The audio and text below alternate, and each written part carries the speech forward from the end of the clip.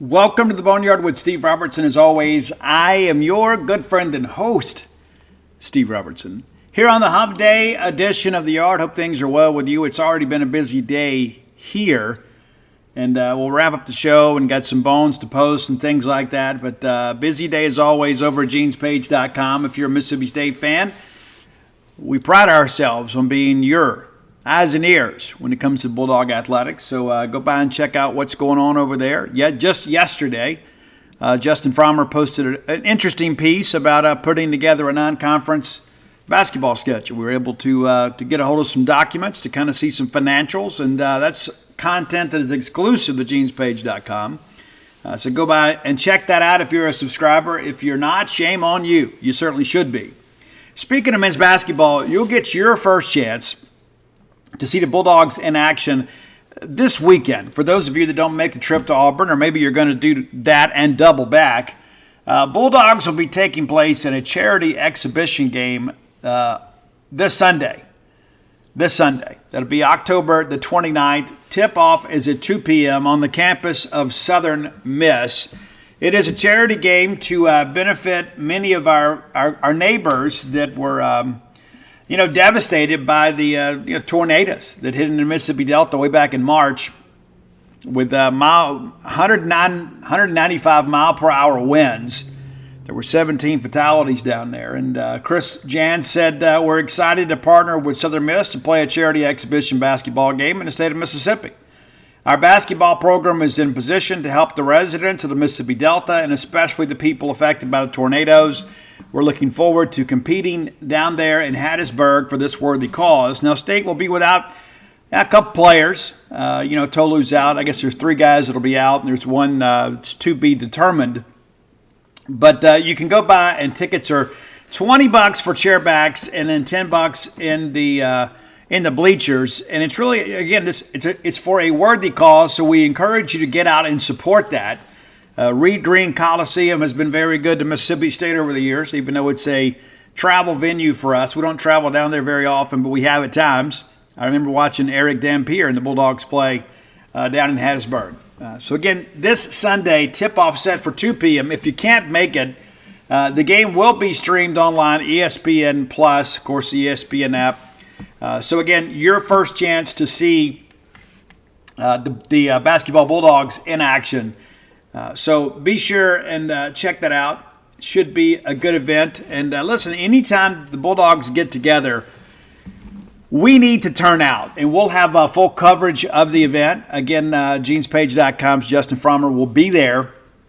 We'll go cover the Auburn game with us and then hightail it to Hattiesburg to cover that ball game Sunday afternoon and then head back to Star Vegas. A lot of windshield time for Justin, but that's the gig, right? I mean, that's the gig.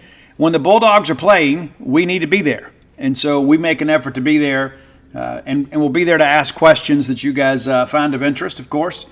And so be sure and head down there, and even maybe if you can't make it, perhaps buy some tickets to help support this worthy venture between 2 in-state rivals, Mississippi State, Southern Miss. All right? Awesome. Let's thank our friends at Bulldog Burger Company, longtime sponsors of this show, and I loved them long before they loved me.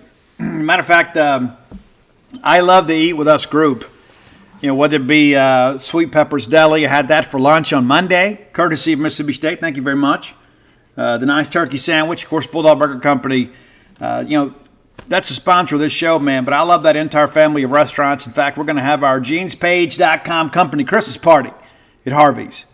And the wife, usually when I ask her where she wants to eat, she normally picks the grill. Yeah, so many great places to eat. They know how to feed folks, for sure. But Bulldog Burger Company, they're the folks that are paying the freight today, and we need you to go by and support them. The 3 great locations to serve you: University Drive here in Star Vegas, Gloucester Street there in Tupelo, Lake Harbor Drive in the Ridge and Flowwood area. Go by, have the spring rolls as your appetizer. They will make you and everybody around you better looking. Get that great restaurant quality hamburger. It'll cure what ails you. And maybe you say, Steve, I don't want to eat that heavy for lunch. Great. Have the BLT salad. Get it grilled. You may like it fried. I like it grilled with ranch. Get that chocolate shake to go, or the Nutella shake. I'm kind of partial to that. Get the bread pudding, perhaps. because late in the evening you're going to want something to be a bit of a palate cleanser. Nice to have that Shipwich donut bread pudding at your disposal. So Bulldog Burger Company, a place where people go to meet. M-E-A-T. All right, we got some football stuff to talk about. Before we do, want to get in some baseball stuff. Had a chance to sit down with Chris Lemonis this morning for about an hour. It was a great visit. A lot of very candid conversation. You can read the transcript of the on-the-record conversation at genespage.com later today. That'll be a VIP feature, as it should be, because of the fact that it's exclusive content to genespage.com. So that's kind of coverage you get. Speaking of exclusive content, pretty cool. Just yesterday, had a chance to speak to Chris Stratton and Nathaniel Lowe, former Bulldog baseball players, current Texas Rangers, getting ready to play the World Series beginning Friday against the Arizona Diamondbacks. So you've got a rooting interest in the series, and maybe you didn't know it. Maybe you're just a casual fan. Maybe when your Braves got put out, maybe you tuned out. But it'd be great to see those guys win. Had a chance again to get some interviews with them. We posted them yesterday. The Chris Stratton piece was free.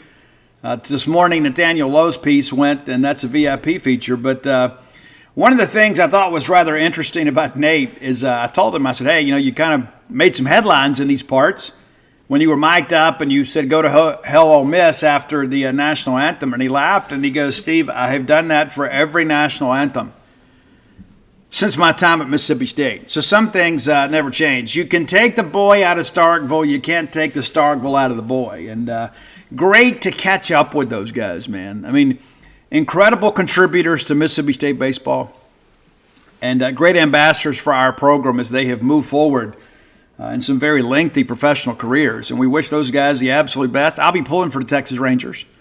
Got some friends that are closely connected with the Texas Rangers. And so my thing is, like, if I can't be completely happy, I want my friends to be happy, right? I can find a measure of happiness in seeing my friends succeed. That's the kind of friend that I am. It's the old adage is if your friends don't want to see you winning, they're not your friends. Yeah, that's true. It's true. And there are a lot of people out there that need to learn the difference between friendship and acquaintanceship. Yeah, that's always true. But yeah, it was cool to catch up with them. But back to Lemonis, one of the first questions asked was about the schedule. We're a little bit later getting the schedule out. Usually we have it out, I don't know, the first or second week of October, and I was a little bit curious. We've had some questions on the message board about it, and I've been told, hey, we're waiting on a contract. Well, Lemonis says that all the contracts are back. However, we have a bit of a glitch, as he called it, in the schedule with one of the pro ballparks we're playing at. And of course, State routinely plays in Pearl and now recently in Biloxi the last few years. And I expect that to go ahead and happen more regularly than not. As Lemonis mentioned, too, I think last year we played more road non-conference games than anybody in the Southeastern Conference. That won't be the case this year. From what I understand, the first month of the season, we're not leaving home. Yeah. So those big weekend series. And we know Georgia Southern is one of them. That's already been released. But a handful of others, and we'll have the full schedule soon. As you guys are well aware, that's an important aspect of things, knowing when and where we play. But you're going to get a lot of opportunity to see the Diamond Dogs in person at Duty Noble Field before we get into SEC play. And the start of our conference schedule is very, very challenging. So I think it's smart for us to kind of get our legs under us a little bit, build some confidence, stack up some wins, and get ready to go into a very challenging SEC schedule. And it's so interesting. Everybody always says, oh, the schedule is so bad. Guys, we play in the Southeastern Conference. You never get any breaks. You don't. And then when we've had Missouri, we hadn't taken advantage of that. So, but yeah, I thought Chris's overall demeanor was very good and very positive. I asked him specifically about certain players. And the one guy that he kind of brought up on his own was Logan Kohler. Transferred from Memphis. I had some people in pro baseball circles tell me, hey, this is exactly what Mississippi State needs. He is a solid 5, 6, 7 hole type hitter. He's a guy that's going to make all the routine plays. But after watching him play in several scrimmages this fall, he makes a lot of special plays look awfully routine. And we haven't had that in a while. I mean, when you really think about it, it has been a long time since we have had a really good third baseman. I'm not just talking about with the bat. I'm talking defensively. I mean, you go back, even some of State's better teams, in recent memory, I mean, you go back to 2016, that team that Nathaniel Lowe was a part of. I mean, Gavin Collins converted catcher as your third baseman, and he was serviceable. And you go back 2019, Marshall Gilbert ends up being your third baseman, another converted catcher. And so it's been a while since we've really had a guy that can pick it and stick it over at third. Kohler is that kind of guy. He's going to make the routine play at a very high proficiency, and he's going to make some plays. And as Mike Nemeth pointed out, does a really good job coming forward, can really play the bunt well, plays well down the line. He doesn't have Brooks Robinson type range, but, very few do. But Kohler is an interesting piece, and there were several of our fans, I think, that kind of panned the signing of Logan Kohler. And the discussion now with pro baseball scouts is, hey, this is a guy that's probably going to play his way into a draft position next year. And is it going to be a high position? No, it's not. But this is a guy that has the opportunity to play some pro baseball. So excited to have him. Lemonis also said that he thinks Amani Larry is probably the team's leadoff hitter. Amani had a really, really good fall. And Mike and I have discussed that before. And not just hitting the baseball and defensively, just an OBP. Just being able to get on base and kind of be an irritant over there at first.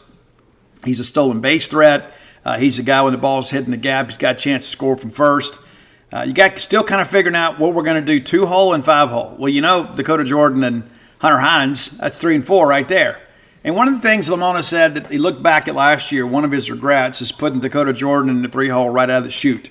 I said that last year. I said, I don't know that a freshman is ready to face an SEC breaking ball. And, of course, it took a little time, but he got rolling. He did. And he's better for it and has had a really good fall and expected him to have a tremendous campaign this year. A lot of pro baseball people think he's a first-round draft pick. Yeah, so if not a first-rounder, certainly will go in day 2. But this is a guy that has some real potential. Hunter Hines was just absolutely rolling. He dove into the dugout trying to make a play defensively, missed some time with a sore shoulder for a while, but that's not anything that's expected to linger. He did come back and had some pretty big swings for us in the fall. But you got to, figure out these pieces. And one of the questions I had, too, was about, hey, you got Marshawn, who is just an absolute dirtbag for us, and a guy that's competitive in every single at-bat. And then you've got Dylan Cupp, a guy that a lot of people believe was a first-round talent. The bat's got to come along a little bit. I thought the bat was better this fall than it was advertised. Because some people said, Steve, he is an elite defender. He will go down as one of the better shortstops defensively in Mississippi State history, and that is awfully high praise. But the bat itself has got to come on. I thought it was pretty good. And he spent a lot of time with Jay Gotro. So you begin to think about how does that dynamic work with Amani Larry? How does that work with David Marshawn and Dylan Cupp? I mean, you got 3 guys there, and you feel like Kohler is going to hold down at third. So what do? Somebody could be DH from time to time, but Jackson McKenzie is a guy that has taken some really big swings for this team in the fall. So we feel like he's going to be a guy that could be a real factor in the DH spot. And, you use the DH spot for matchups, right? I mean, it's not just, okay, this is our best non-positional player hitter. You got to, you work lefty-righty. So we'll see how things go, but it's an interesting problem to have. You got more hitters than you got spots in the order. So how do you get enough playing time for everybody? And Jackson McKenzie's a guy that will be your future first baseman. Once Hunter Hines moves on to pro baseball this summer. Yeah. Interesting, too, I asked about catchers. As a former catcher, I'm always interested to see. And an interesting comment he made about Justin Parker.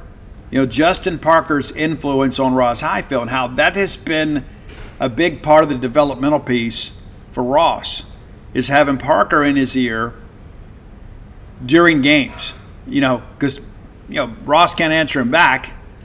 But, you call the pitch and say, hey, here's what we're going to do. We're going to do that. You got to do this. So it's not just Cheeseburger that's out there kind of, pushing development. Now you've got Parker involved. And, there's been so many things when we think back and we want to conduct the autopsy over the pitching woes of the last 2 years. The thing that we heard so consistently talking to pro baseball folks, and Lemonis kind of touched on it again today, is basically it was kind of a cookie-cutter approach.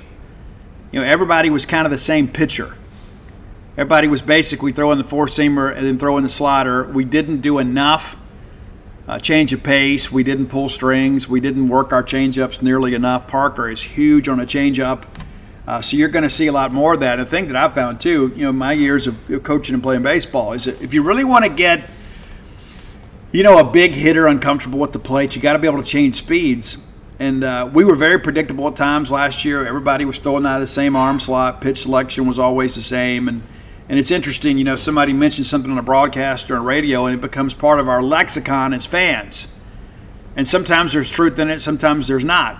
But last year, Jay Powell is a guy that I have known for a long time and have gotten to know him a lot better in recent years.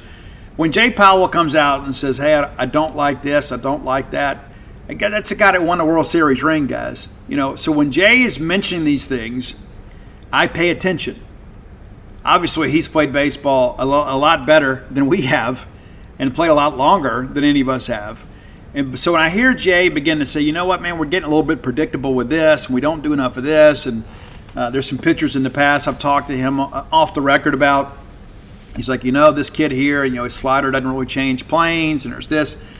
I learn a lot by talking to people that know more than me, right? And there are a lot of folks out there that have a lot to say that don't know a whole lot. And so I just encourage you, stick with people that actually know baseball, guys that actually watch baseball and watch Mississippi State baseball. And I don't just mean on television. There are a lot of people out there that have very, very strong opinions, but those opinions are not really rooted in anything substantial.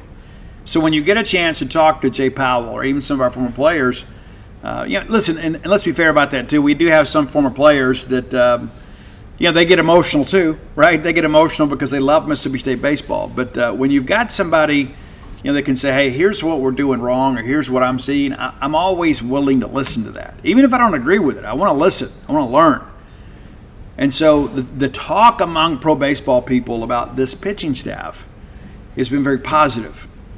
We're getting so many positive remarks about Colby Holcomb, and Lemonis mentioned that again today. And so one of the reasons we didn't have him pitch the first part of fall is we were kind of retooling the delivery. And the kid is completely bought in. Colby Holcomb is a guy that nearly got drafted out of junior college, but wanted to come to school. Last year, it was just kind of one of those things. Him and Fox just didn't really mix. Just one of those things. And Colby is a guy that has a real edge about him, and that's when he's at his best. You got a big, physical, major league body out there that can really bring it. But a bigger part of it, I think, is just kind of teaching him to channel that competitiveness in a very healthy way, because we had some times last year he would get frustrated, wouldn't get a call, and just try to throw it by somebody, and the next thing you know, it's a tank. But Justin Parker working with him, retooling the delivery, and working on the mental aspect of things, we really expect him to take a big jump this year. We really feel like Colby Holcomb is a guy that's going to be in the mix on the weekends. We'll kind of see how things go. I'm curious to see what we do with Nate. Carson Liggins, a guy we were very careful with in the fall, but Cal Stevens was outstanding. Transfer from Purdue. And that's really what you want to hear, right? It's like, Steve, we know we're going to be offensive. And there's always a new crop of baseball stars that show up that can swing the bat and hit home runs. There's always that. But that hasn't been our issue. It's been defense and it's been pitching. Well, defensively, yeah. You go out and you get a first rounder at shortstop, that's typically going to make you better. You go out and get a proven third baseman, Logan Kohler, it's going to make you better. And you add more competition to the room, and you eventually get a Monty Larry back as well. And so defensively, I think you look at this team, I think you feel really good about where things stand. I think Bryce Chance has a chance to really, really make a play out in the left. So that'll be interesting too. And Bryce Chance is a really good two-strike and two-out hitter. I don't know with the game on the line, I wouldn't want anybody else out there. I know he's going to put the ball in play, more times than not. But you begin to think about this thing defensively, and I think, hey, Ross really took a jump last year. And all the reviews, whether you talk to Cheese, whether you talk to Lemonis, whoever, you talk to MLB scouts, they'll tell you Ross Highfield had a tremendous fall. And that's really the important part for us. You got to be strong up the middle, right? You have to be really strong up the middle. Yeah, Ross catcher at middle infield looks to be better, and Lane had been so good for us, and last year just kind of got the yips. But you feel like, hey, this infield defense is going to be outstanding, should be, And And then you look, Connor Hyzak is a guy that's made some big plays out in center field. There's Michael O'Brien, a freshman that's coming here, and he's worn the yellow jersey multiple times this year. So we should be better defensively. But if we go out there and walk the ballpark, it doesn't matter how good your defense is. I mean, you can't defend the walk. You got to go out there and throw strikes and have people put the ball in play. And this fall, and I mentioned this to Lemonis, watching us this fall, we get a ground ball to the left side. I assume it's an out every time. And there is a confidence level over there with Kupp and Marshawn and Kohler that I don't know that I had last year. And I thought that, Lane had a good year in 2021, as you guys are well aware, made the College World Series all-tournament team, was outstanding down the stretch. I think he won 18 consecutive games without an error. But for some reason last year, things just kind of fell apart. And every time we had a ball hit to the left side last year, whether it be Slate, whether it be Lane, every one of us held our breath. And so there's a statistic, too, that I think is interesting. We had 13 opportunities last year to turn a double play on a ground ball hit to third. We did it 1 out of 13 times. And then you drill that math down even more. About half of those times, we ended up giving up multiple runs in an inning. Nothing is more frustrating for a pitcher than when you're being pitch efficient and you roll up the ground ball, and whether it be a routine ball or a chance for a twin killing or whatever, and you boot it or you throw it away. Well, now we got to go through all this all over again. And then you think about the mental aspect of this with this game. Listen, Landon Sims was a unicorn. Right? I mean, there's never a moment it's ever been too big for Landon Sims, the pride of Cumming, Georgia. But not everybody is built that way. You remember when we had the big pop fly that I guess it was against Kentucky that fell between Landon and Lane, Forsythe, and then Sims turns to Lane and says, "Don't worry, I got it." And we get out of it. When you've got guys that are having to pitch before they're ready, they have not developed that same intestinal fortitude. They just don't have the mental strength to overcome that. And so it becomes this self-fulfilling prophecy. It's like ground ball hit to third, they're going to throw it away. And then they do. And then it's more pitches you got to throw. And it's high leverage pitches you have to throw because now you got men on base or you have runs in. And there are just so many things that have happened. I mean, you go back to even looking at last year, the very first weekend of last year. Cade Smith goes down. Aaron Nixon goes down. Casey Hunt wasn't quite right. I mean, it's just one of those things like, if we could just get through the first couple of weeks of the season and be healthy and just be able to manage baseball games in a traditional way, got a chance to be really good. And I told you guys, I've upgraded my expectations for Bulldog baseball from cautiously optimistic to simply optimistic. Talking to Chris, I'm probably a tick more. By the time the season gets here, I'll be extremely optimistic. But I'm eager to see how we look when we get back on the field this spring because we got some difficult decisions to make. We got some roster cuts you got to make. You got to define some roles. And you've got several guys that are capable of pitching on weekends, but where do they fit? That's a good problem to have too. I mean, how many times last year? I mean, I go back to the LSU series that we won in Baton Rouge the year they won an AFL championship. Now, we managed that exceptionally well. Now, Chris didn't get much credit for it. But we managed that situation well. We knew we weren't going to be able to beat Paul Skeens. We knew it. And I hate giving a game away. It's not about a game. It's about a series, right? Every game's important. But why would we throw Cade Smith against Paul Skeens when, Cade's our best guy? So we throw off against Skeens, and we end up winning the series. We went on Saturday, come back, and went on Sunday. Very dramatic comeback in a wild baseball game. End up doubling a runner off to end the game. But how many guys pitched that weekend that really weren't ready to pitch, that we never thought in a million years, hey, we're going to be down there on the road with the series on the line, and we're going to have to go throw these freshmen on a game-deciding game. And now they'll be better for the experience now. Almost cruel and unusual punishment at times. Some of that's got to do with draft and misevaluations and guys not being properly developed, and a lot of it to do with injuries. But that's behind us now. And I think a lot of the confidence right now around Mississippi State baseball is because of the addition of Justin Parker. Not only did Parker come in and kind of retool with some of the guys that were returning, he goes out there and he gets Cal Stephen, he gets Carson Liggett. He does a good job, gets Gavin Black. So he brings in some players that provide some competition for the guys that were returning. But, really the talk has not been about the newcomers. It's been about the advancements of the returning players. Did have a chance to speak to Justin Parker a little bit before we got out of there today, and he says, man, we have a really good group. We have a really good group, a group that wants to get better, a group that's really bought in. And there have been some changes, and I'm excited for you guys to see it. And, of course, there's only so much you can tell in fall baseball, and it's like I share this every year, and sometimes it gets lost in translation. But you can't place too much emphasis on, especially newcomers on the pitching staff in the fall.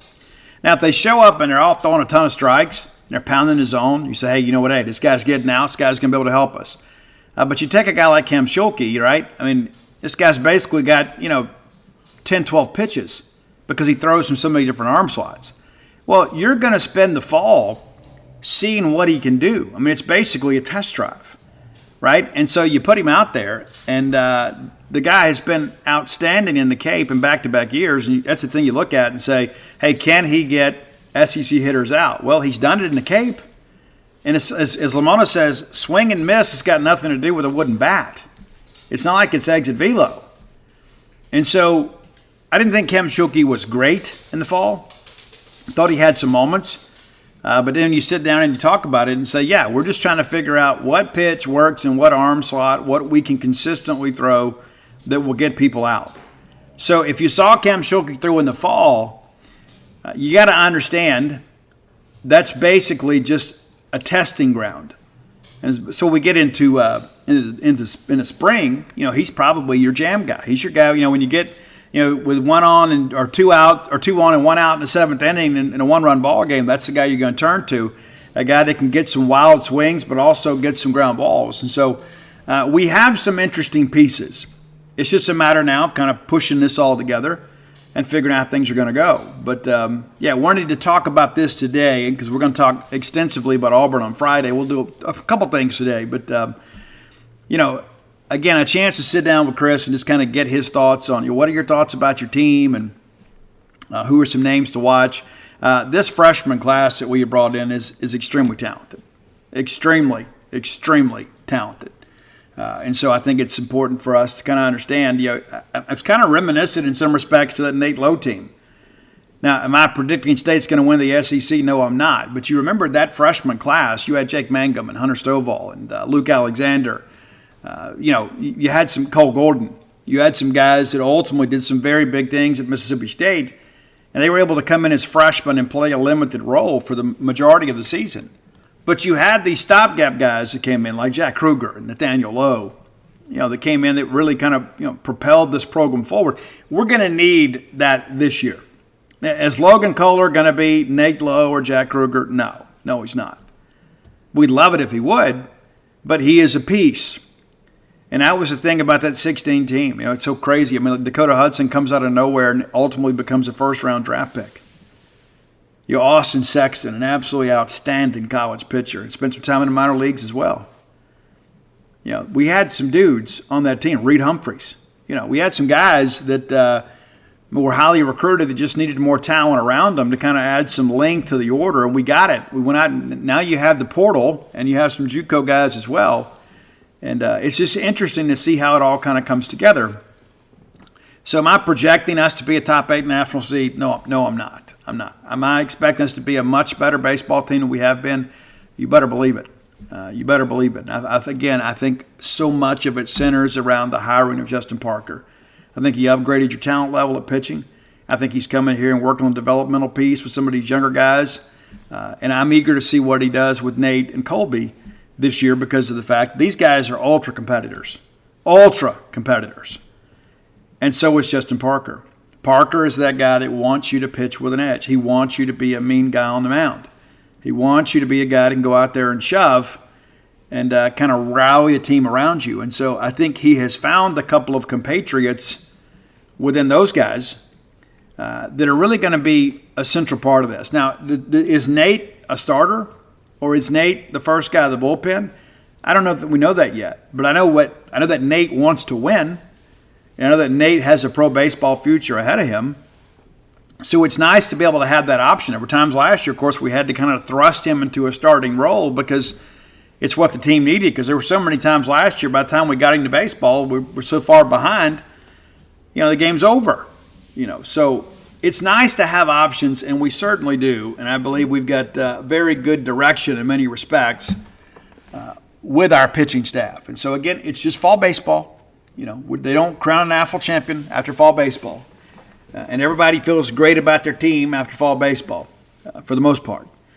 But I will say there is some confidence around this team that maybe didn't exist last year. Now, 2022 was different. We felt really good going into the season. And then had that voodoo weekend down at Tulane that really kind of rocked us, and I don't know that we ever fully recovered.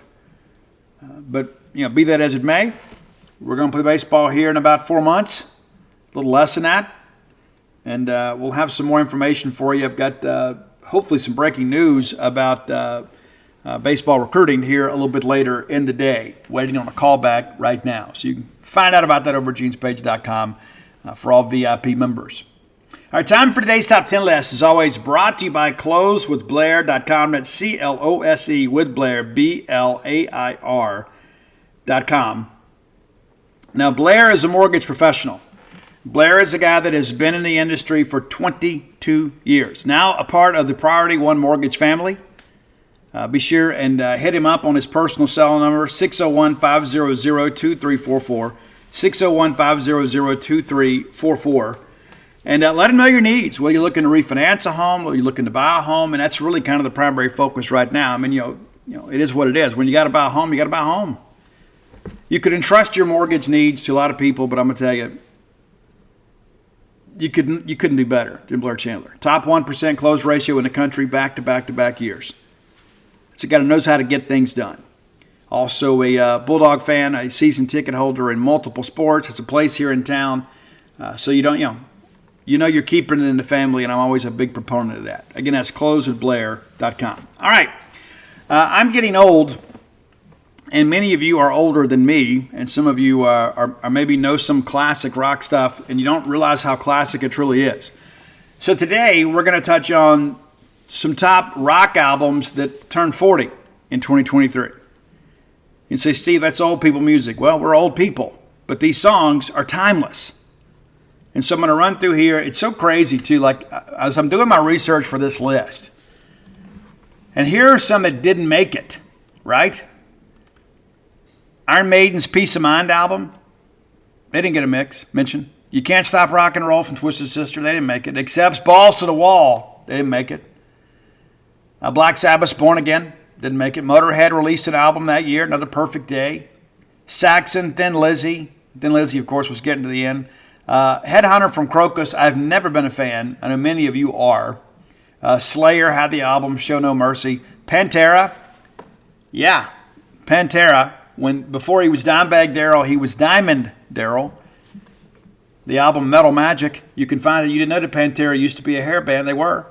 Grim Reaper, See You in Hell, Y&T's Mean Streak, Fast Way. We talked about them recently. Rad also had the first EP, our first view of Tawny Katane as a rock vixen, as it was her leg that those little mice were crawling. Lita Ford dropped out for Blood that year. Zebra, of course, The Pride of New Orleans. Europe, debut album. And Adrian Vandenberg, of course, who became a big part of Whitesnake.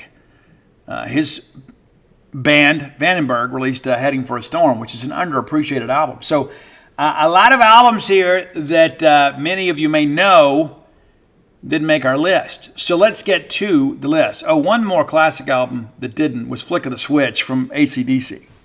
We just talked about them last week, but so they didn't make it. But here we are, number 10. Now, some of you will argue and say, Steve, this is too low. And maybe you're right. Maybe you are. But I felt like because some of the albums released were kind of peak albums for some of the artists, this was not the peak album for Metallica, but it's Seek and Destroy off the Kill 'Em All record. And that was like at the very end of the vinyl craze before it all came back around. We stopped buying records and started buying cassettes because they were easier to carry and we could listen to them on our Walkmans. Music became mobile in the 80s.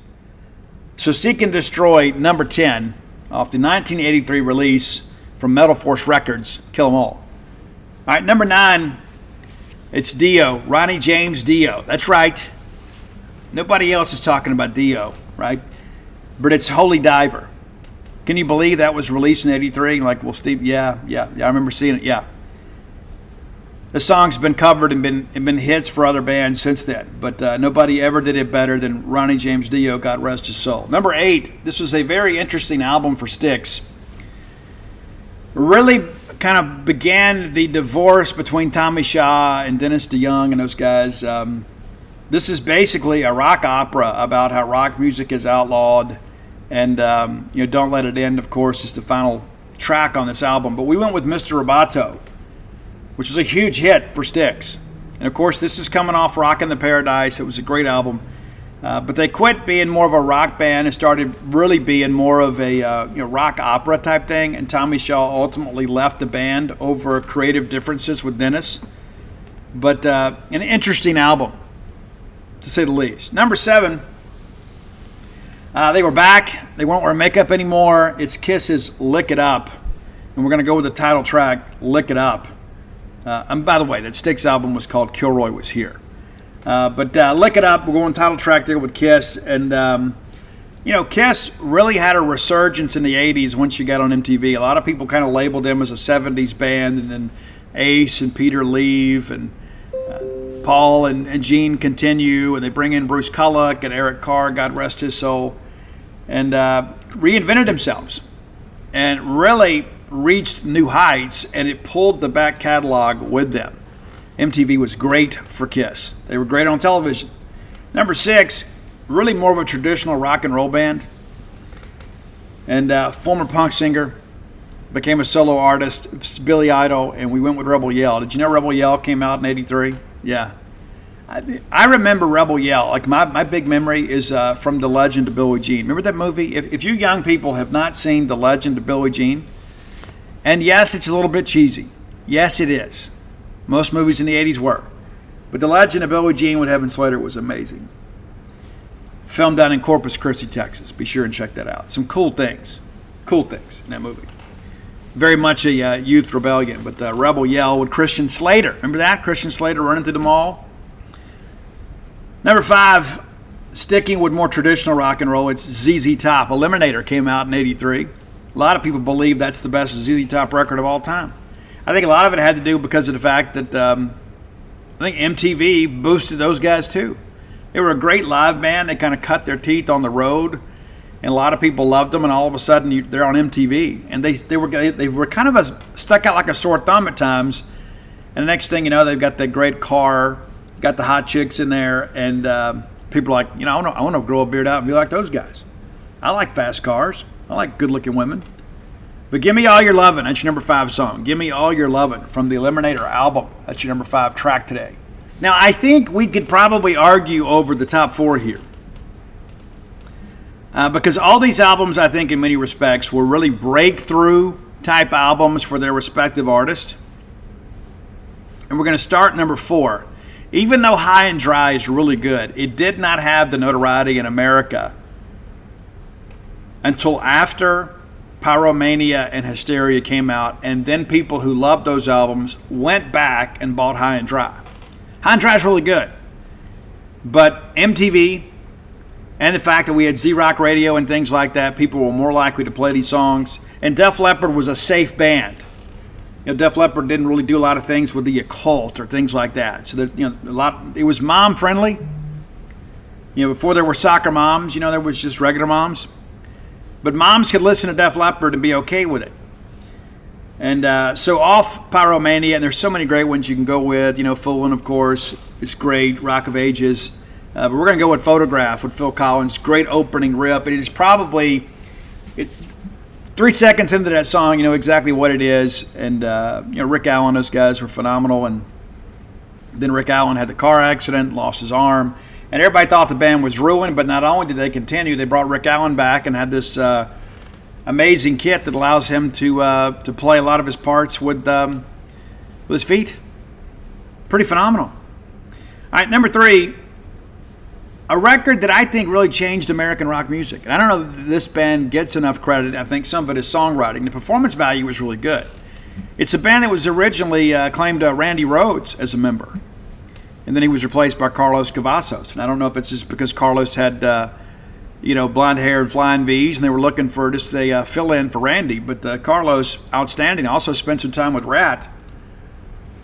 But Metal Health, man, when that album came out, it was everywhere. And those of you that have played the wrestling games or whatever, that it's the song Metal Health is on there too. We're going with the title track, Quiet Riot's Metal Health. Bang your head, because Metal Health will drive you mad. And I remember going to this rock music seminar when I was a kid, and everybody was trying to tell us to burn our records, and that we were all going to hell because we wanted to grow a mullet. And if you wore denim jeans and concert shirts and Reebok high tops, that you were part of a gang or something. It was like all this morality that was pushed about entertainment.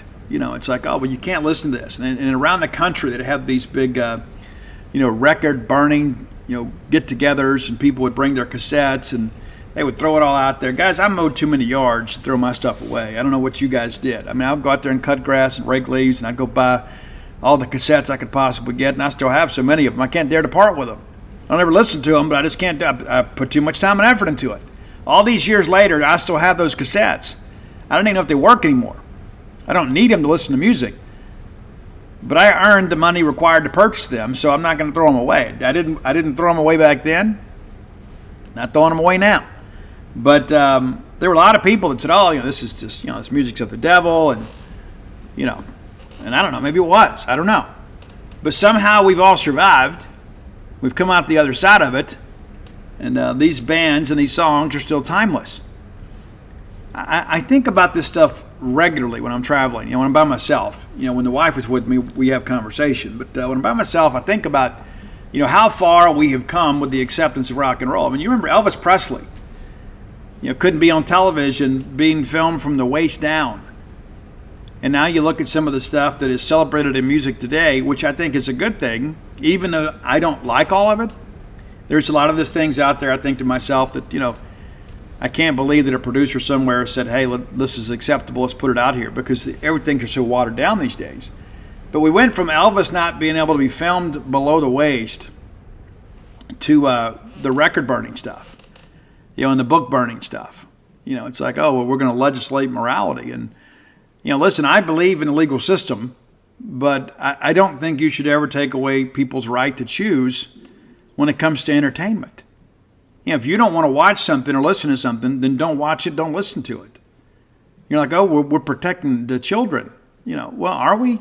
I mean, did it really hurt us that you had a bunch of dudes get up there and, long hair and makeup and leopard skin pants or whatever? I mean, did it really?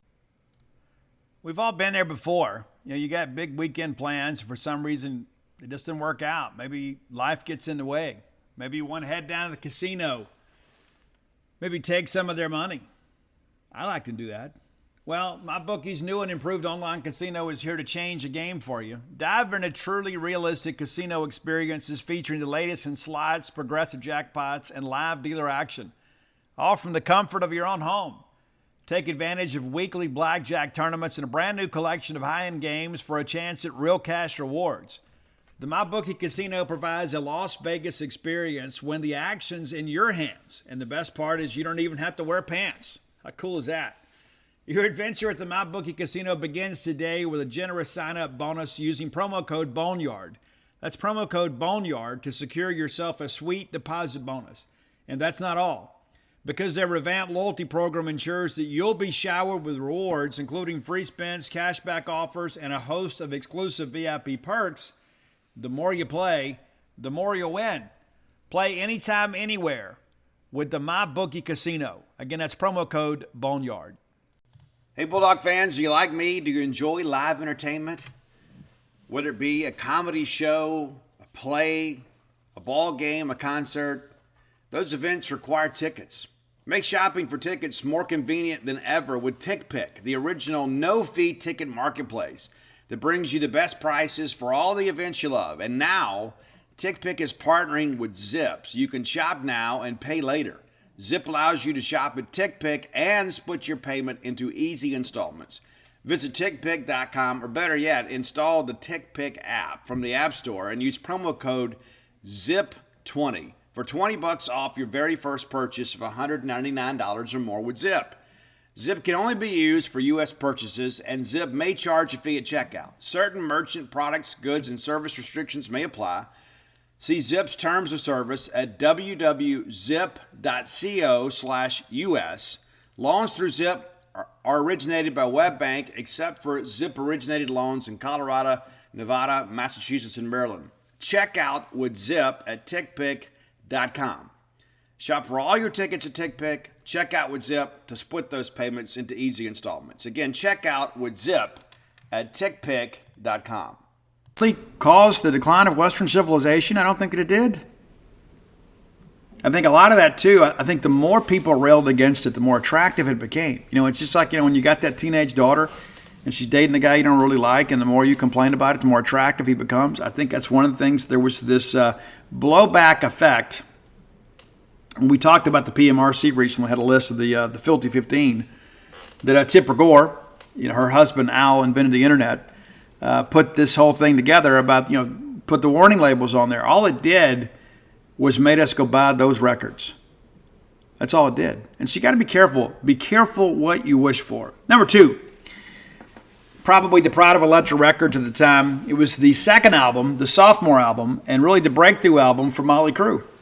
Too Fast for Love, came out. It was great. Production value of that album wasn't great, and they have remastered it several times, which tells me that the original masters are just not in very good shape. There are some great songs, but some holes in the production of that album. But they got it right. They put some money behind Motley with Shout at the Devil. And again, I point out, it's shout at the devil, not with the devil, not for the devil, not in support of the devil, not as a fan of the devil, but at the devil.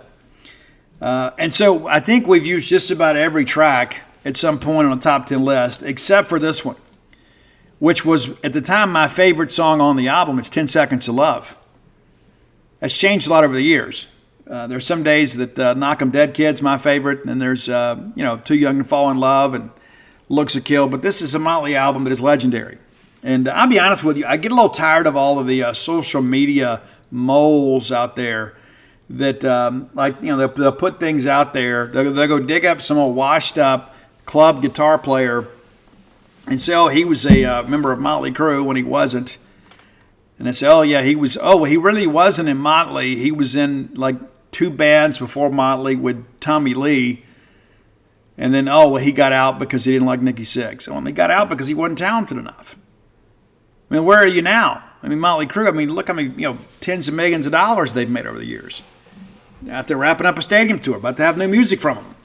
And then there's just some dude out there that probably would do an interview for a warm meal, and then it brings out all of this angst. People are like, I wish Motley would give it up. Well, I don't. And again, going back, you don't have to listen. I plan to listen. But there you go, number 2. But number 1 for me, the best rock album from '83. We mentioned Randy Rhoads earlier. Randy wasn't on this album. And there are so many people, even from my generation, that think he was. It's Bark at the Moon from Ozzy Osbourne. That's the beginning of the Jake E. Lee era. And I will die on this hill, and every time I say this, I get a barrage of comments saying, Steve, you're right, and others say, Steve, you're out of your mind. The peak years of the Ozzy Osbourne experience were when Jake E. Lee was the guitar player. Now, am I saying Jake is a more proficient player than Randy was? That's not what I'm saying. I'm just telling you, and maybe it was because of MTV, maybe it was because of management, maybe because of the songs were better, I don't know. Which is actually an Ozzy song. I don't know. But the Jake E. Lee years were the best Ozzy years. Period. Love the Zakk Wylde era too, but music was changing. Ozzy Osbourne was never a bigger star in the rock music world than when he was in the early to mid 80s. Simple as that. And I go back and I listen to Bark at the Moon regularly. It's like, I don't know how anybody can listen to Bark at the Moon and not be inspired to want to go pick up a guitar. It's phenomenal. And there were a lot of people, of course, after Randy died in a tragic plane crash, God rest his soul, And it's interesting, if you go to Backstage Music here in Starkville, you can see the last known picture of Randy Rhoads on stage in that music store. Yeah. How about that? A Mississippi State student went to Knoxville and snuck a camera in. They like it. Back in those days, again, things have changed. Nowadays, everybody videos the show or streams the show or whatever. We had to sneak in cameras and recorders if we wanted to bring anything away from the performance. So a Mississippi State student snuck over there and got close enough to Randy Rhoads and took a picture with him on stage, and it's framed at Backstage Music right here in Starkville, Mississippi. How about that? It's pretty cool. But yeah, so everybody thought when Randy died, well, Ozzy's going to take a dip, but instead they go out and they get Jackie Lee, who also spent some time in Rat. I think you spent time in Rat. I spent time in Rat. I think everybody did at some point. Randy Rhoads did. It's crazy. I think Jake did too. But there's so much of that, those bands out in Hollywood, it was kind of an incestuous deal, right? But to me, that's the one. The Bark at the Moon album, 83, is the best one. And again, I just contend to you, there's just so many passionate opinions about this. Guys, we can love Randy Rhoads and Jakey Lee. We have the ability and the capacity to love them both. We don't have to pick a side. It's not like a State and Ole Miss thing, right? We can love them both. It's not a Mike Wright, Will Rogers thing. We can love them both too, right? You understand what I'm saying? It's like, it's so interesting how people set up these camps, and then it's like you look up and it's like, well, why are they disparaging Randy Rhoads? I'm like, I don't know. If you ever thought for 1 second that maybe Randy Rhoads isn't the real deal, go listen to Over the Mountain. Go listen to that. Flying High Again. Go listen to that. And tell me if you can replicate that in any way whatsoever. Most people can't. Even people that are proficient in guitar. There's just a feel and tone that Randy Rhoads possessed. It's completely different. But Jakey Lee was a very suitable replacement. Pretty incredible. And what's interesting, too, I may have shared this with you before, maybe not.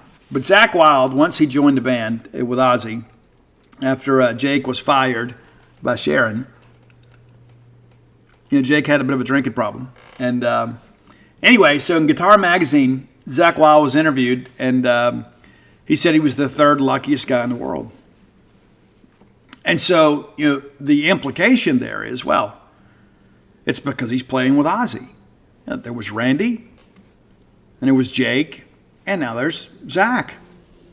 How sweet is that? And he says, no, it's not that. Because if you know anything about Zakk Wylde, he has a ridiculous sense of humor.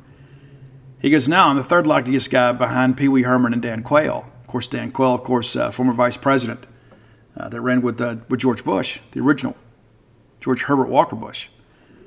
And so I thought that was worth sharing with you today. But anyway, I think people say, Steve, it makes me feel old. It makes me feel like, we're still, the fact that we can still celebrate this music. And it's not like I'm having to dig these old tracks up and say, hey, do you remember this? I mean, these are songs that are still played on the radio. They're timeless. And 40 years later, we're still talking about them and really having very passionate debates about them. And I think, again, it's a celebration of the music that we grew up with.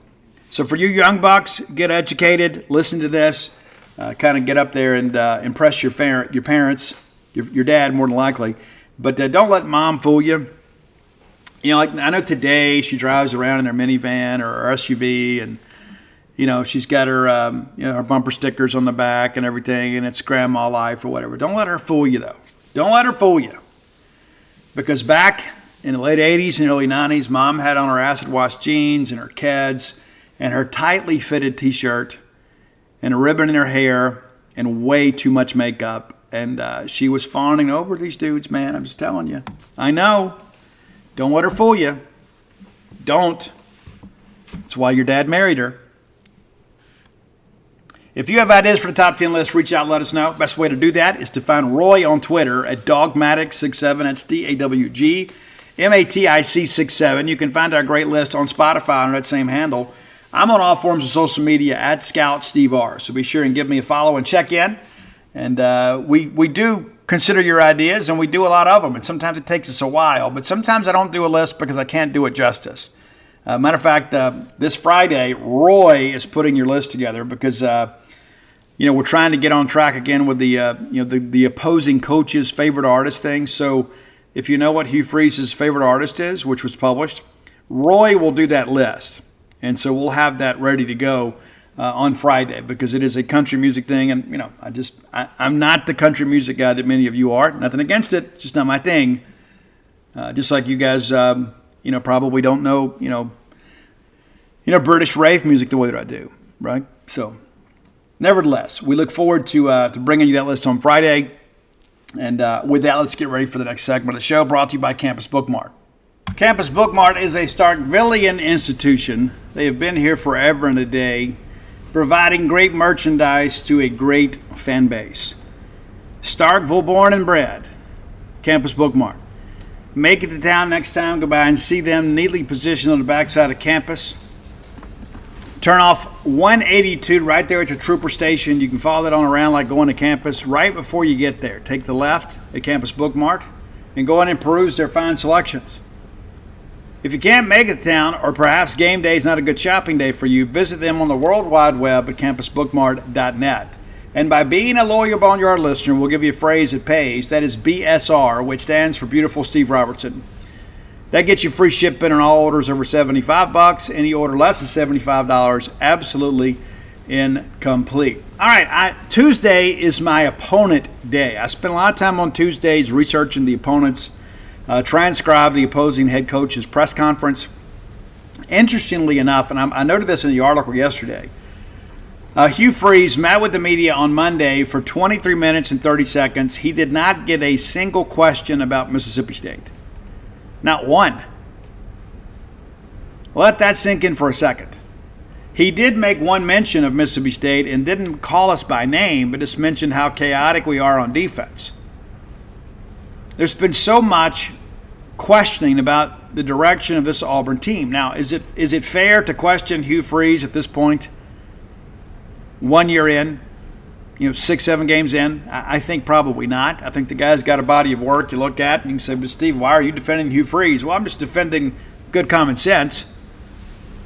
But offensively, they have not been at all what they expected to be. They don't run tempo like they have historically under Hugh Freeze, and he says a lot of that he's trying to protect his defense where he's thin in some areas. And as one Auburn scribe told me, Steve, basically instead of going 3 and out in 90 seconds, we're going 3 and out in 3 minutes.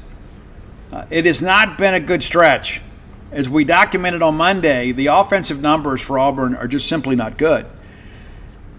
Tuesday afternoon, the Auburn players, and there were several of them that had a media opportunity, and many of them were not asked about Mississippi State either. Now, the linebacker, Asante, was, and he gave a very good detailed answer about they're preparing for both Will Rogers and Mike Wright. There is still some question about that. I fully expect Mike Wright to start. I think Will could be back for Kentucky, but I don't know that. Like he could be. We'll see. But they're going to go through practice this week, and they'll make a determination based on the health of everybody involved. But the majority of the conversation about Auburn football centers around the 2-quarterback system. And Freeze himself and Robbie Ashford and Peyton Thorne both said, schematically things are very different when each guy's in the game. The production has been pretty much equal. And we're going to detail that out in greater detail on Friday. But they have a real quarterback problem there. And I don't mean a quarterback controversy. They just don't have a quarterback. Peyton Thorne, of course, transfers in from Michigan State, and people thought, oh, well, this is a big coup. This will get things turned around. It has not worked out at all. And Philip Marshall's a guy, a tempo guy, very, very much up-tempo, and tries to catch you with, let's say it's a 3rd and short, and you bring on, a dime package, and then all of a sudden they get the first down and get you caught with the wrong grouping on the field, and they go sprinting down the field and don't give you time to substitute, and then they rattle off 3 or 4 plays like it's a soccer game or something. It's a much, much different dynamic. But this offense has been very much, throttled, maybe that's the right word, but certainly smothered by poor quarterback play. And it's like you look, people complain so much about our quarterback situation. You look at the one at Auburn, it is 10 times worse. It's a very one-dimensional offense. And so one of the things they're doing is implementing some 13, 14, 22 type personnel, running a lot of tight end formations out there, similar to some of the things that Dan Enos did at Arkansas the first go-around. And a lot of it's to run the stretch play. They want to get some additional blockers out there, and they want to get wide on you, and they want to get downhill on you. They want to implement the quarterback run. And Thorne has been somewhat successful at times, but a lot of times that's late in ball games. But this Auburn defense has some dudes, especially in the secondary. There's not a lot of depth. And as Freeze says, is that the right approach? To just kind of play ball control and save your defense? Maybe it's not. And I do think we'll see more tempo this week, and I think they'll try to shake some things up. But I do expect a very low-scoring game. I think both teams want to run the football. They want to limit possessions. And I think if you look at what we did last week, it is apparent, especially in hindsight, Mississippi State wanted to shorten the game against Arkansas. And they did. And won.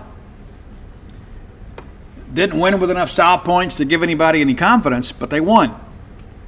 I suspect the game plan will be somewhat similar this week. I think you're going to have Auburn and Mississippi State both wanting to run the football and shorten the game and limit possessions to save maybe some wear and tear on the defense and kind of keep the other team off the field. Not that either offense is especially explosive.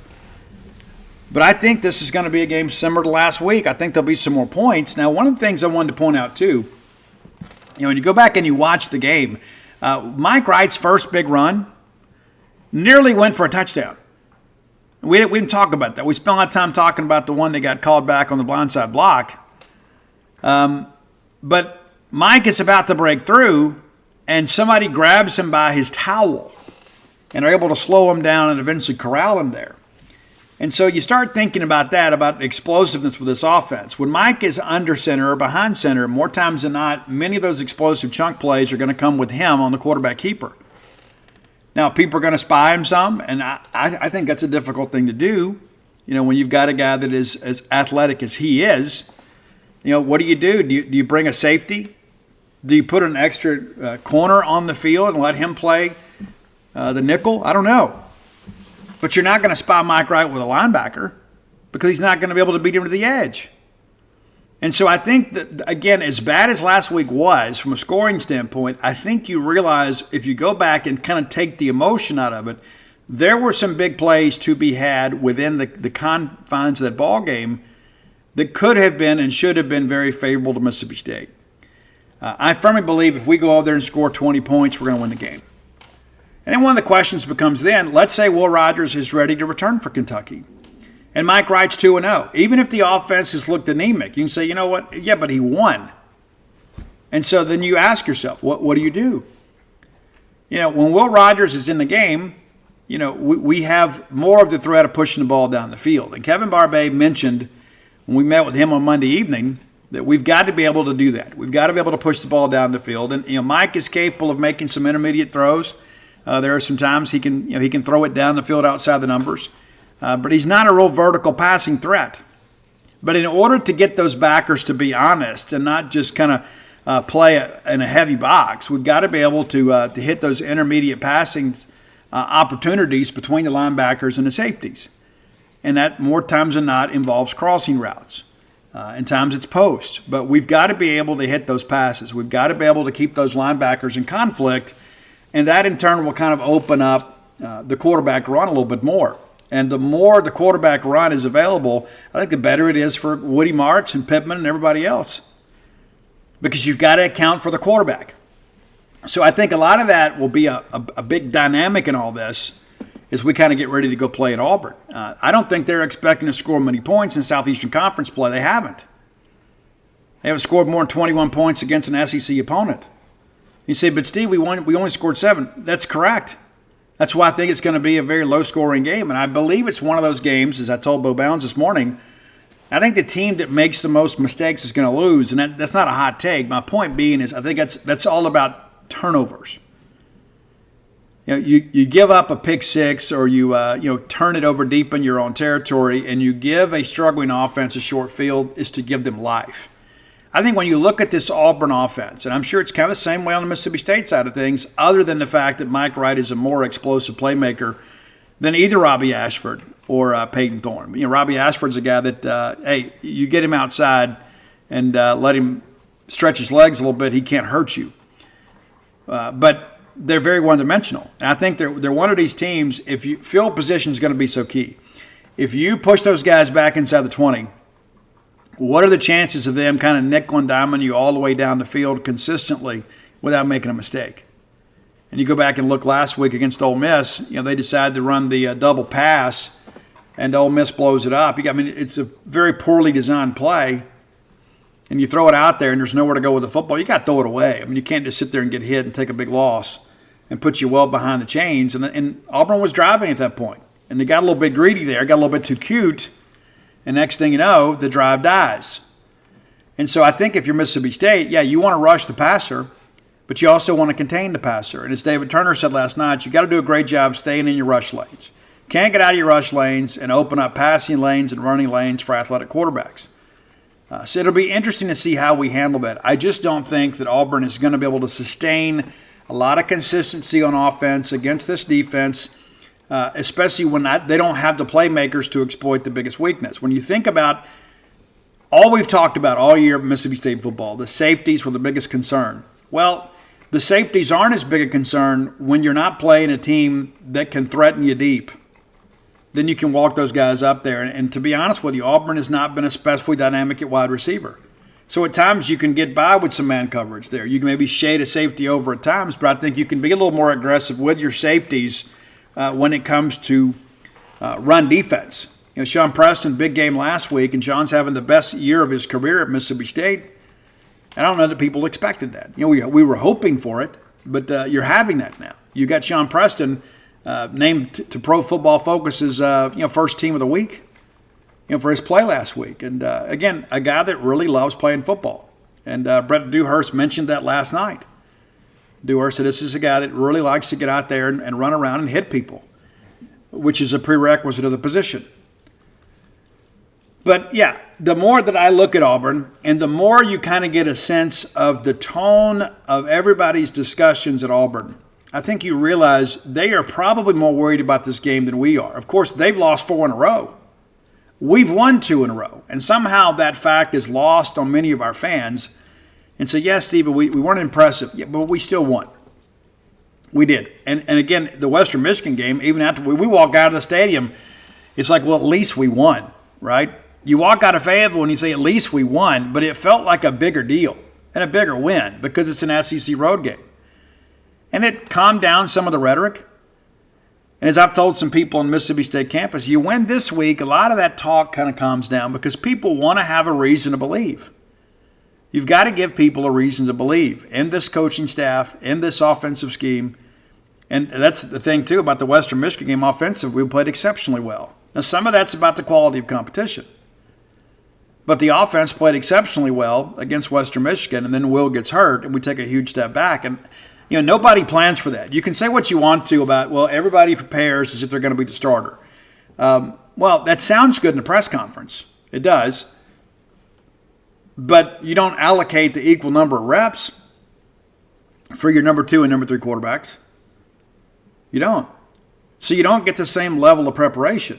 No matter what everybody says, it's more about what everybody does. And so now, last week, Mike Wright took the lion's share of the reps. Now, were we vanilla last week? You better believe we were. And I think it's one of those things, too, where hey, let's not open it up and make a mistake here. And we do on our very first pass attempt. And then the defense basically pitches the shutout the rest of the way.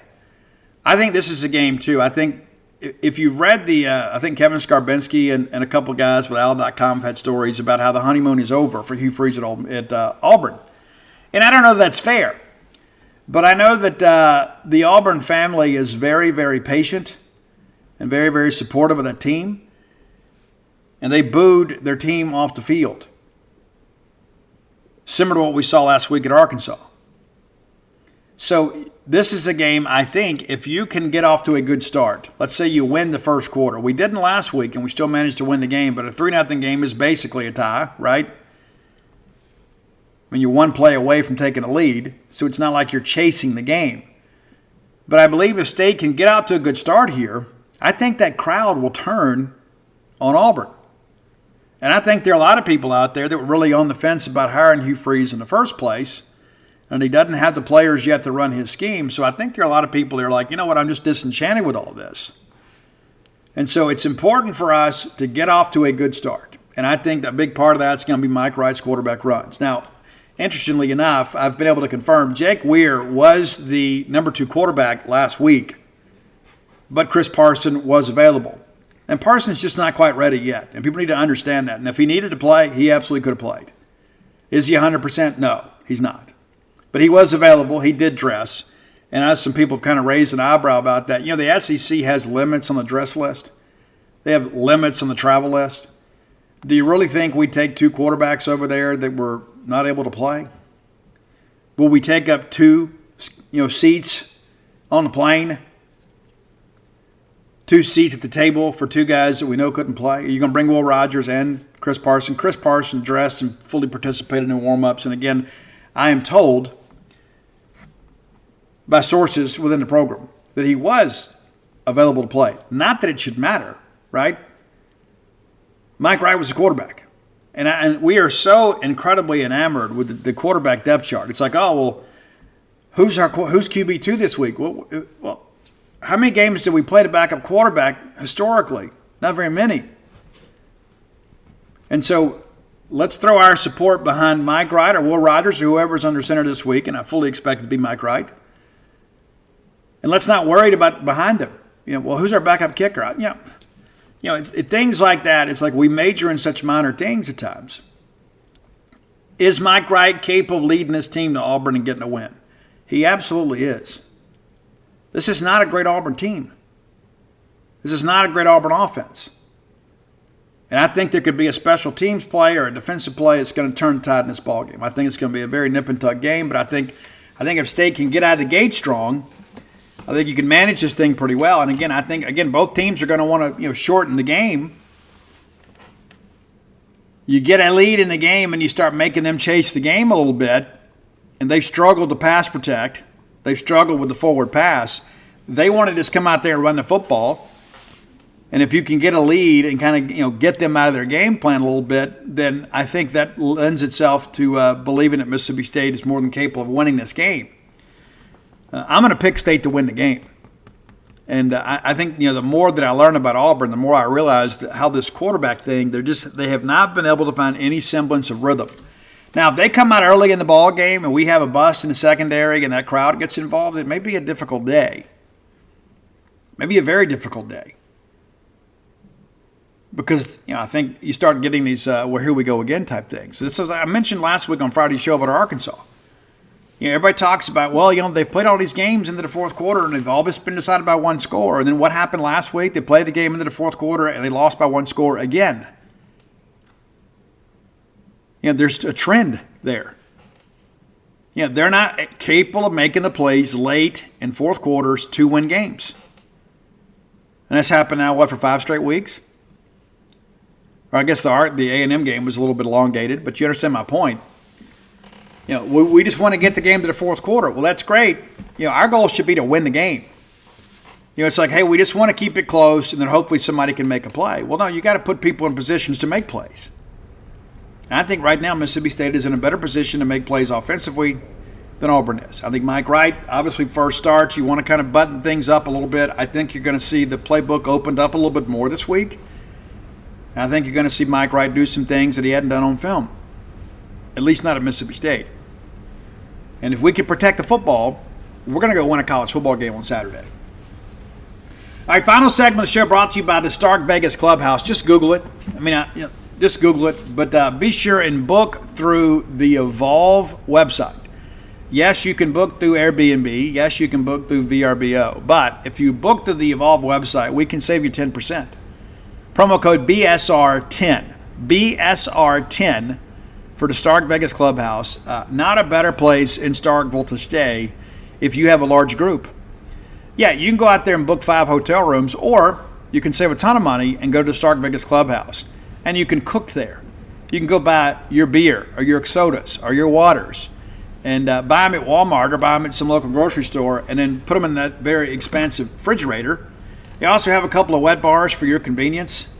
You control the TV.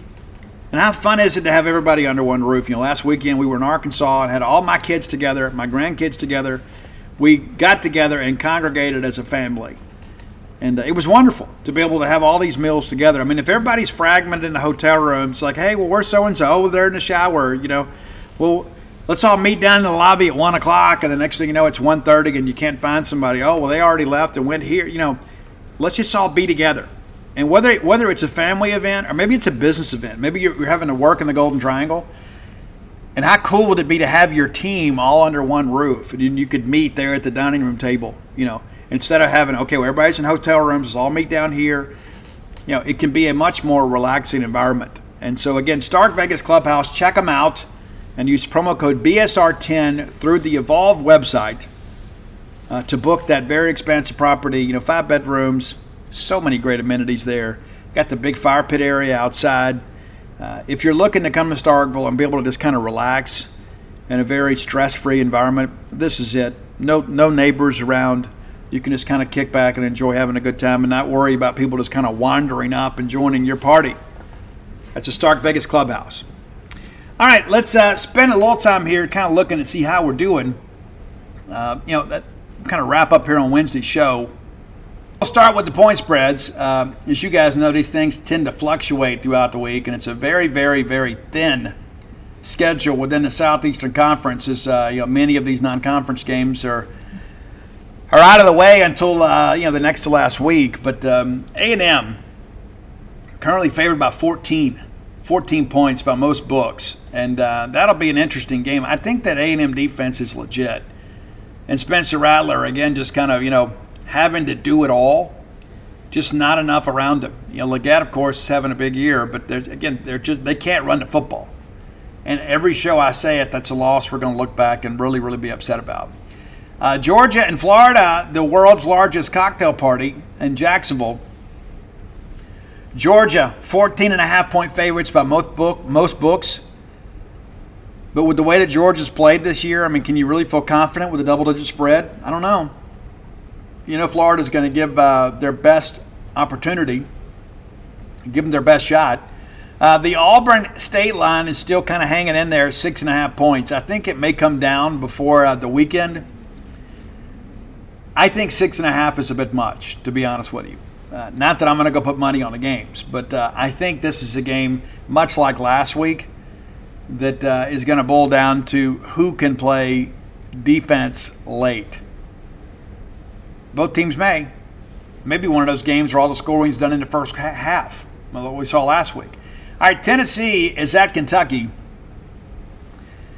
Tennessee favored by 3.5. And I like this Tennessee team. I'm not a big Kentucky guy by any stretch of the imagination, but they do a great job of kind of shortening the game at their place. There's something about the weird vibe in Lexington. They really, really play well at home, more times than not.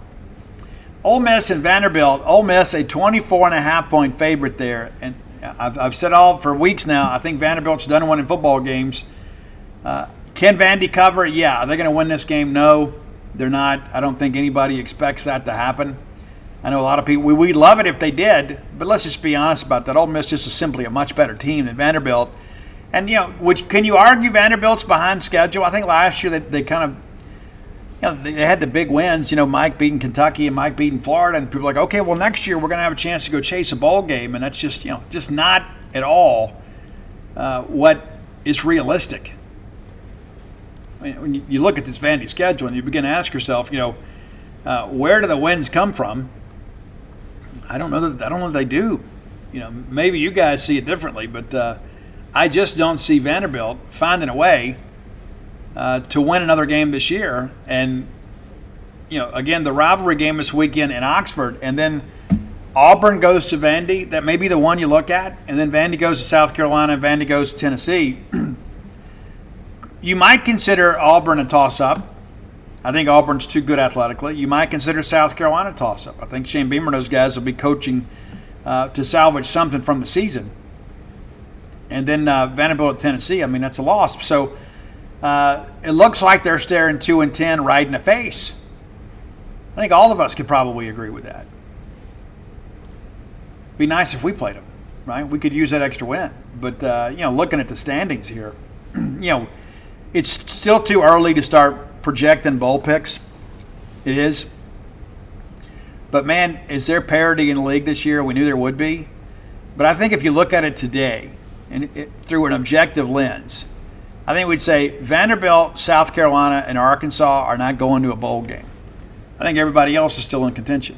I just don't think South Carolina is going to be able to get it done.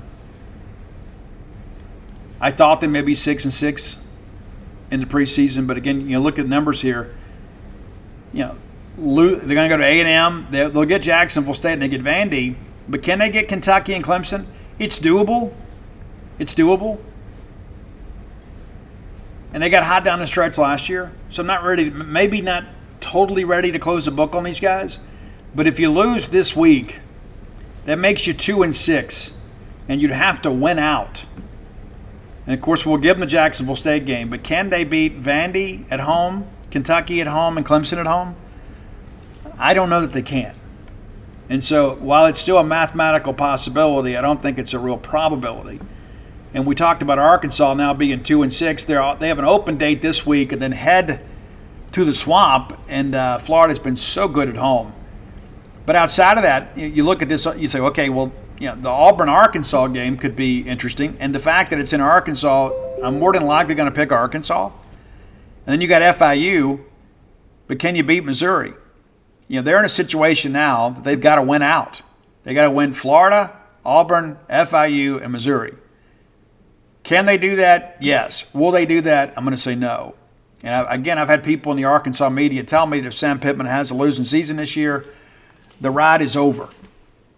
But outside of that, you start looking at that. I mean, Auburn at 3-4.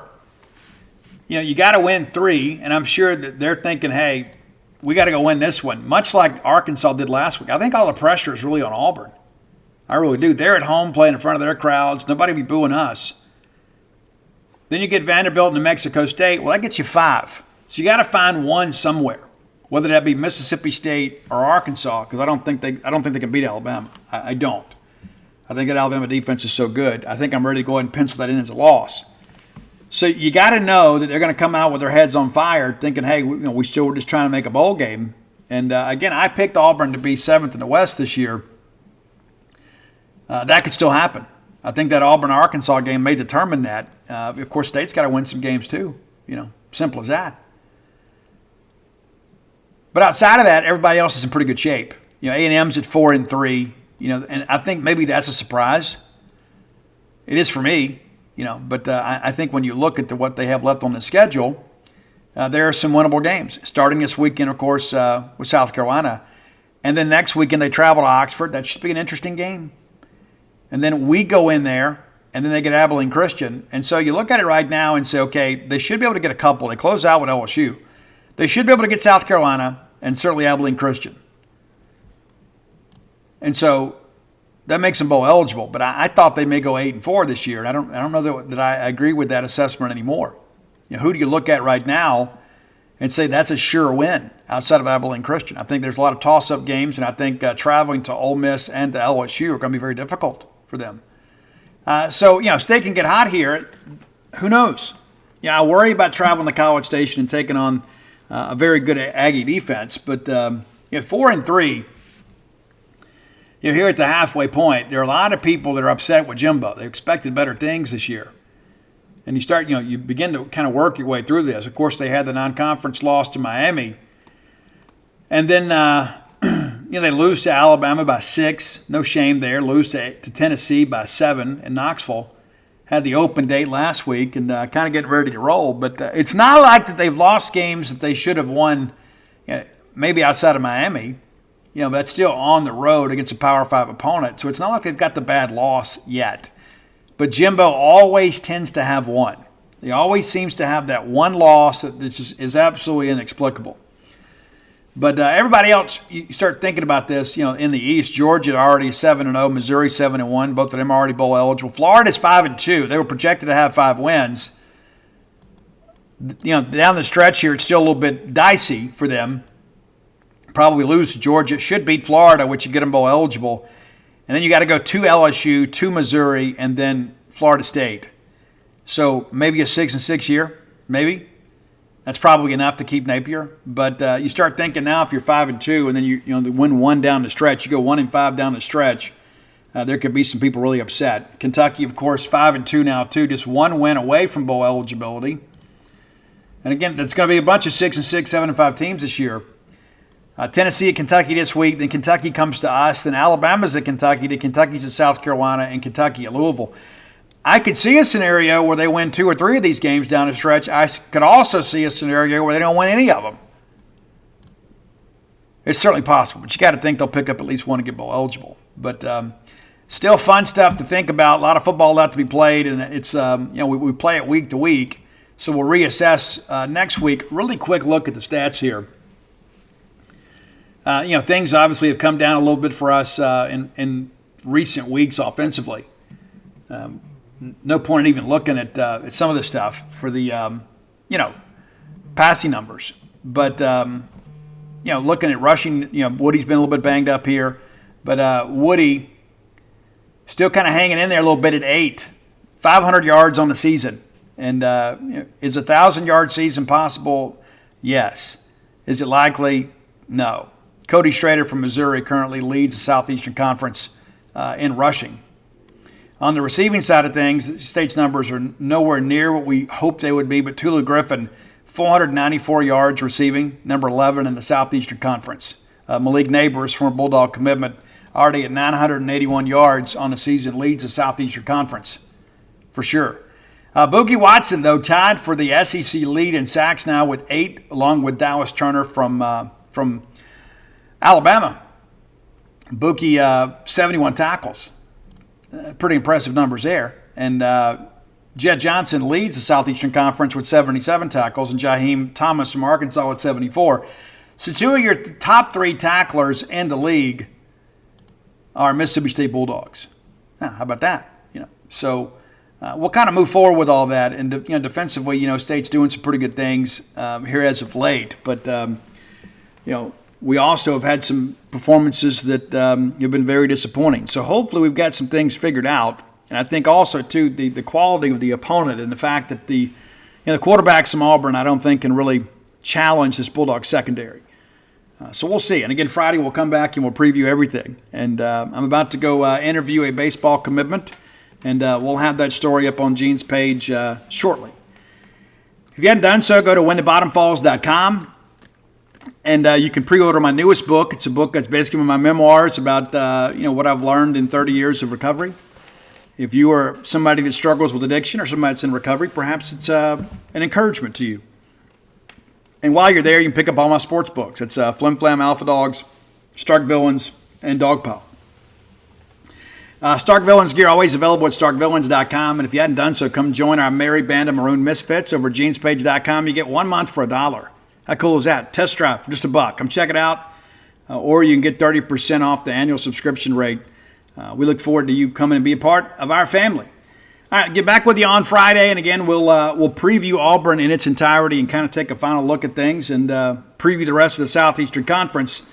And as we get ready to roll and take our semi-annual trip over to the Plains to play a very vulnerable Auburn team. And I don't know that many people expected that this offense to struggle the way that it has. I hope they make a full recovery starting on Monday. But until next time, let's all live our lives in a way we make more friends than enemies, and people can see a difference in the way we live.